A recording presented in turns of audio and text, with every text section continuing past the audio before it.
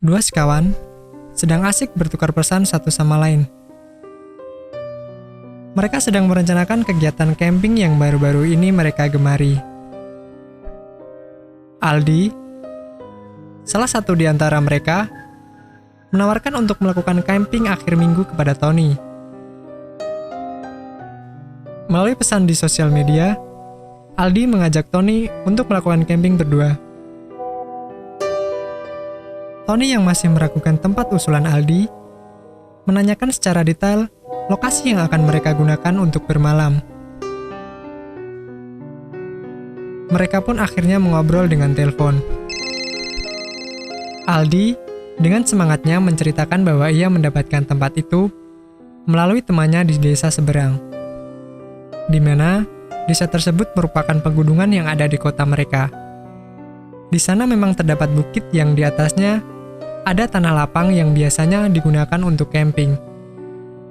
Setelah mendengar cerita Aldi, akhirnya Tony mengiyakan ajakan kawannya tersebut. Hari itu adalah hari Sabtu.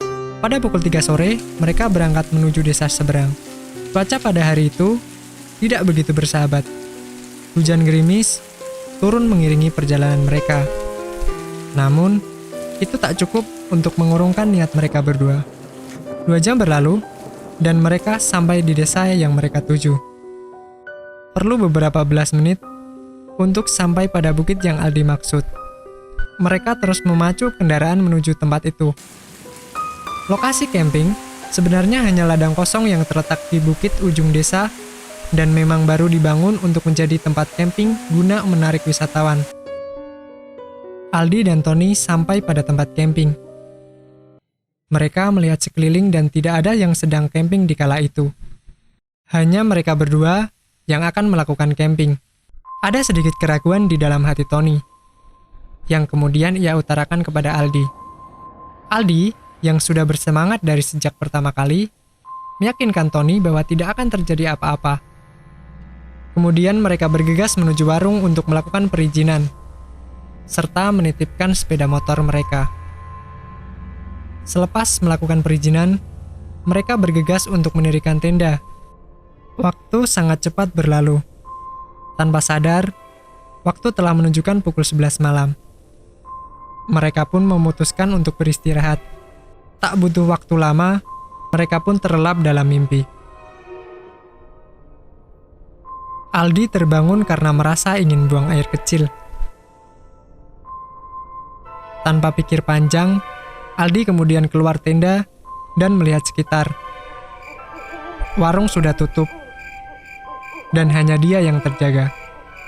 Dengan sedikit rasa ketakutan, Aldi memberanikan diri untuk buang air kecil. Aldi menuju ke semak-semak di samping pohon besar tak jauh dari warung. Sesaat Aldi buang air kecil, Aldi merasa ada yang melempari dari belakang. Aldi mengira itu kerjaan Tony, sehingga dia cuek dengan itu. Sampai pada saat dia selesai buang air, dia melihat 2 mata bersinar merah dari gelapnya malam. Aldi terenganga. Melihatnya tak dapat ia berlari. Seluruh tubuhnya kaku. Aldi hanya terdiam, sambil menahan rasa takut di sekujur tubuh. Aldi memaksa kakinya untuk berlari, namun tak dapat ia berlari. Akhirnya, Aldi berlari menuju warung yang jaraknya lebih dekat dibanding tendanya. Sesampai di warung, Aldi menggedor-gedor pintu. Namun tak ada yang membukakan. Sosok hitam terus memandangi kemanapun Aldi pergi. Sampai pada akhirnya, Aldi tak kuat menahan takut. Sampai akhirnya dia pingsan. Pagi pun datang. Tony bangun untuk melihat matahari terbit dari bukit. Namun Tony kaget melihat kawannya hilang dari tenda. Dengan kebingungan, Tony bergegas keluar tenda dan mencari Aldi. Aldi tersungkur dan tertidur di depan warung yang memang belum buka pagi itu.